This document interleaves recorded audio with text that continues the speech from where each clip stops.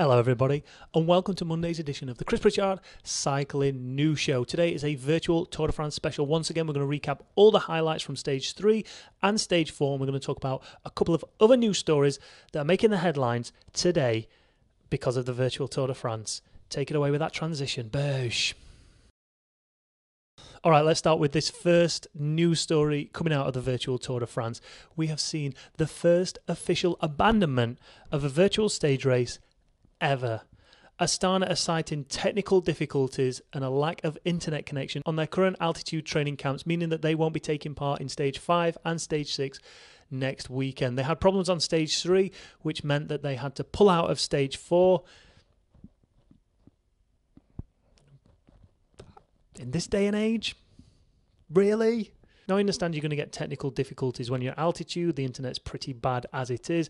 When you've got 4 people all trying to ride Zwift, it's a recipe for disaster. However, you'd have thought that the ASO or potentially Zwift might have said to them, here's a 4G dongle, you can get internet the world over. Hey, listen, if you can make a call in space, then you can get internet in the Sierra Nevada. All right? That's all I'm saying. I just think it's a bit of a poor excuse of Astana to say, we've got no internet. Piss off. I don't want to do this anymore. And then just pull out of Stages 5 and Stages 6. They obviously don't really care about it that much. They even put a statement out on their website saying, due to technical problems with the internet connections at altitude training camps in Sierra Nevada and Livigno, Astana Pro Team is forced to end its participation in the virtual Tour de France after 3 stages. Continue on saying, our riders had to abandon yesterday's stage and today we can't continue racing in Spain nor in Italy, where we also have limited technical conditions.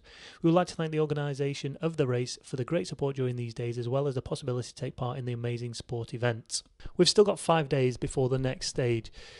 Surely somebody can sort some sort of decent connection to the internet that will allow these to continue to race. But clearly they've gone, do you know what, screw this. It's too much effort. That's the problem. It's too much effort to try and make this happen for the gains that they get back, which are virtually zero. They've got their sights set on the road season just about to start in August. Do they really want to be messing about with the internet? Trying to get 4 people on? Probably not, which is such a shame. I mean, technically, yes, this is a stage race, but because it's a team event and they're allowing riders to come in and out of the team, surely they can still be part of it if they can find some internet. There's no need to abandon it. They just obviously get 0 points for Stage 4. It's not like the real Tour de France where you actually lose out on time. They've just lost out on a few points. It's going to put them at the bottom of the leaderboard.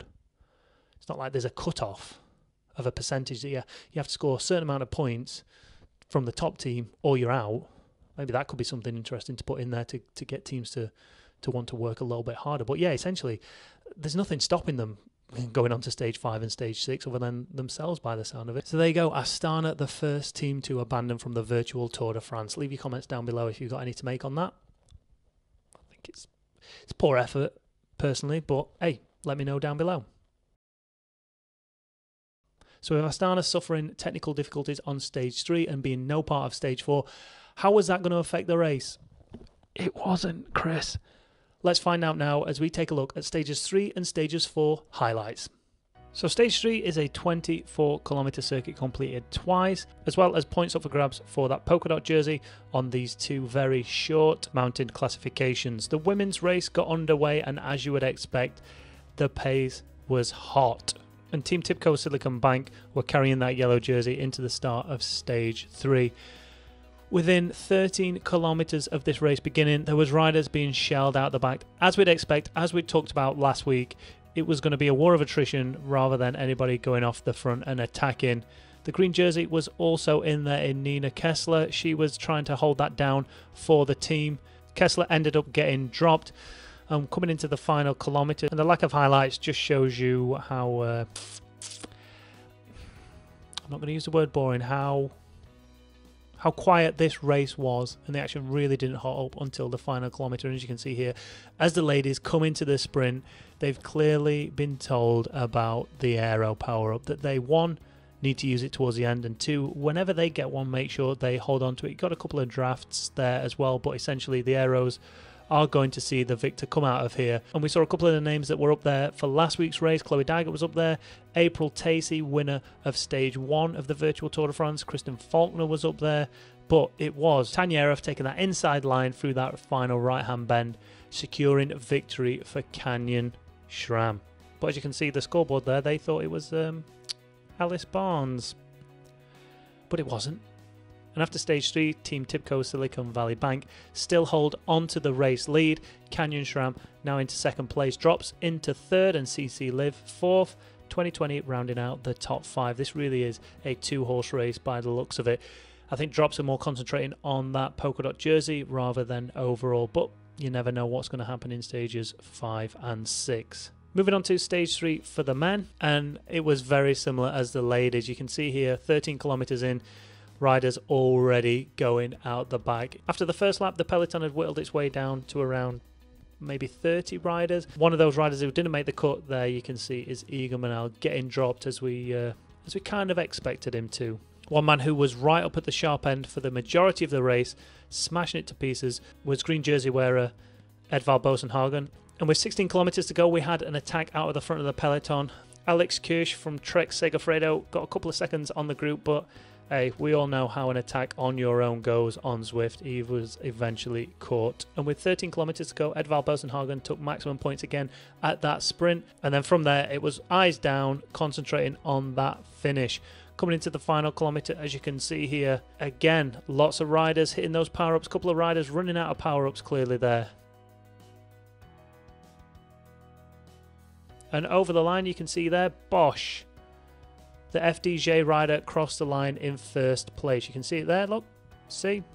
FDJ rider Jake Stewart crossed the line in first position, but wasn't awarded first place. That went to Rally's Matteo Dalcin, who took the victory for Rally Cycling, proving once again this Rally team, like me and Boz spoke about on the preview show to this stage, was that they're really pushing, really working hard and getting lots of tips off the community within Zwift to try and find out the best way and the best tactics to race on Zwift. In terms of the general classification after stage 3 for the men, NTT still leading the way from Rally Cycling in second and Trek Segafredo in third position.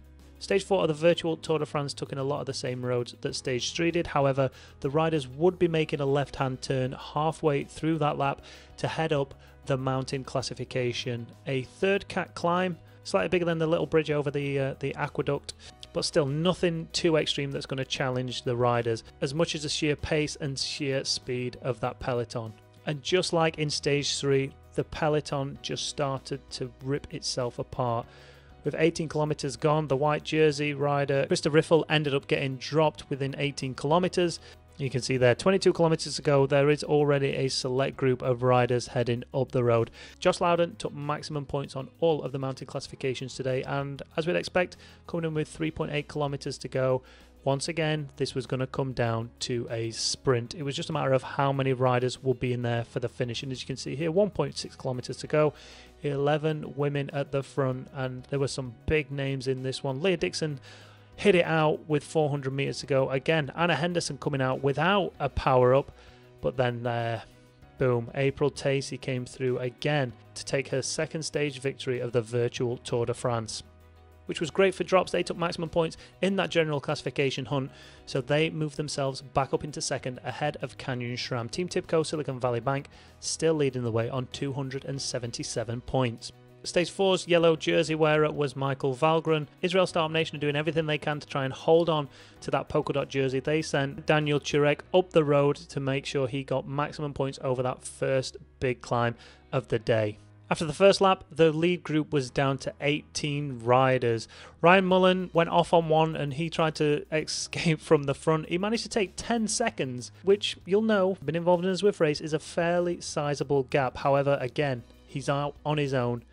There was no way he was going to stay out there. It was less than 2 kilometers from his attack to him getting caught again by the reduced peloton. As you can see, going up the final ascent, there was a group of around 8 riders who managed to break away from the rest of that peloton, and coming in to the final 400 meters, it really was a race between 4 riders.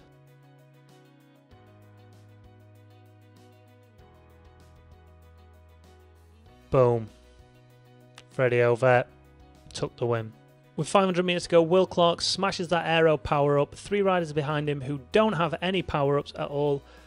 They look like they're going to get dropped by him, but boom, they saved their aeros for just a little bit later in that sprint. You can see that Freddie Ovett takes the victory, and that aero power-up just finishes just as he gets to the line. Cracking ride there from Freddie Ovett.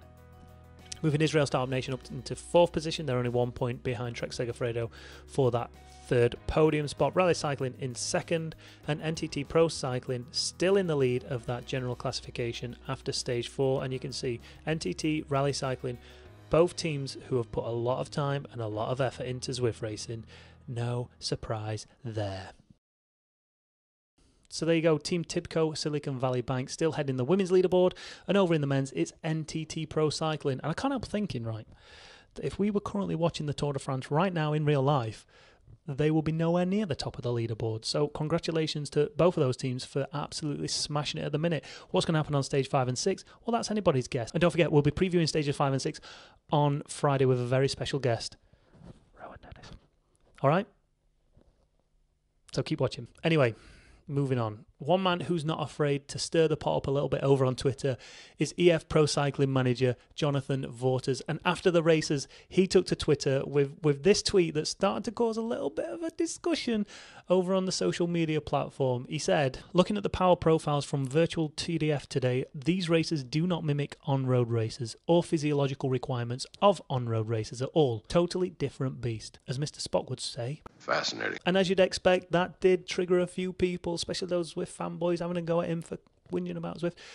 But listen, he's got a point, to be fair, and I don't think anybody believes that this virtual Tour de France in any way, shape or form replicates the real Tour de France. And in one response to a response from his original tweet, he said that these events are more akin to running events rather than actual cycling events. And he's kind of got a point, to be fair, especially when you compare these Zwift races to a real-life road race event. It's like chalk and cheese. I mean, take these, and listen, this is not science, but I took a look at Lawson Craddock's data from this weekend's virtual Tour de France, and then I went back to 2018, looked for a relatively flattish stage from the 2018 Tour de France, and you can see from these screenshots here just how different the requirement of energy is for these two different events. First up, looking at time, one's over 4 hours and one's just over 1 hour. And in terms of calorie or energy expended, there's only 1,000 more calories burned during that 4 hour period at 169 kilometers than there is in that 1 hour period covering around 50 kilometers. So if you look at the zone distribution, and again, it's not science, I'm no scientist, and you'll probably dismiss all this, but just take a look at the zone distribution. You look at his threshold, spending only 5% of time there, which is technically longer than his virtual Tour de France stage when you compare it. He only spent 9 minutes there, I believe. But he spent 14% of his time there. And then above that, VO2 max, he was at 5% there in the virtual Tour de France, and then he only spent 3% of his time there. And obviously it's relative because one's an hour, but one's 4 hours. But I think the most important one you look at, and again, I don't know if this is science, someone can point me in the right direction with this one, but look at the calories burnt, the amount of energy that's expended within that hour compared to 4 times the length of a 4 hour race. And he manages to expend half of the amount of energy. So, I mean, it doesn't take a brain surgeon to work out that these are completely different beasts. You can't compare the two. And I think the sooner we can get away from that and we realise that indoor cycling is a thing, it's real, and indoor racing is definitely something that people want to be part of and want to get better at, and we put that in its own category, its own discipline, then we can get all this stupid, get out on real bikes and ride a real road race. All right, some people will. From riding indoors, I dare say there's a bigger uptake in people getting road race licenses to go and race on the road because they want to get that extra buzz of that race now. They've enjoyed it indoors, but it's kind of limited a little bit. There's no skill involved, and you're not really meeting new people. Take Phil over at Bike Racing Without Mercy, for instance. All he was doing, he wasn't even a cyclist, smashing himself to bits on the watt bike day in, day out, and then he went, may as well try and put this to good use outdoors. All of a sudden, he becomes an outdoor cyclist. So it definitely has a place. And again, I think the sooner we can get away from this argument of, because we're seeing professional riders on it, we feel like we have to compare it to the Tour de France. We have to compare it to their outdoor racing. But it's not. It's totally different. It's a completely different beast. And you can look at it more like a cross race. Like if you took the stats from Mathieu van der Poel's cross race and compared them to his Amstel Gold race, I dare say they're completely different as well. And that cross race is more akin to running. In fact, he will actually run in that race.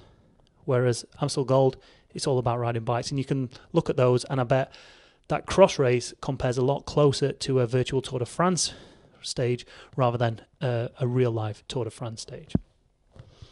But let me know your thoughts on that one down below. Do you think we'll ever get past this barrier of always comparing indoor cycling races to outdoor cycling races, and people always getting a back up about it? It's not real. Get over it. Someone's cheating. I don't know. Leave your comments down below and let us know. And that's it for today.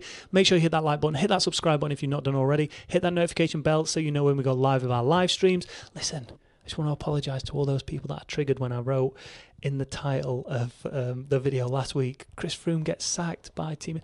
Listen, I left it as a question mark, like Chris Froome sacked? We all know he didn't get sacked. We all know he came to the end of his contract. But those in the know why we did it, all right? Thanks for watching. Hit that like button, subscribe button. If you've not enjoyed any of it, hit that dislike button and go and watch GCN.